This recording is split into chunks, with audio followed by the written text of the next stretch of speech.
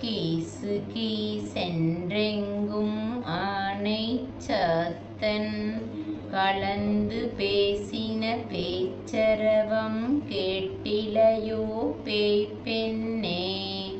காசும் பிறப்பும் கலகலப்ப கைபேர்த்து வாசனருங்குழல் ஆய்ச்சியர் மத்தினால் ஓசைப்படுத்த தயிரரவம் கேட்டிலையோ.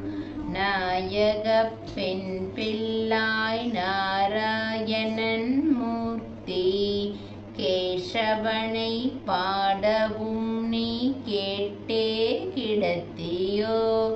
தேசமுடையாய் திரவேலோரெம்பாவாய்.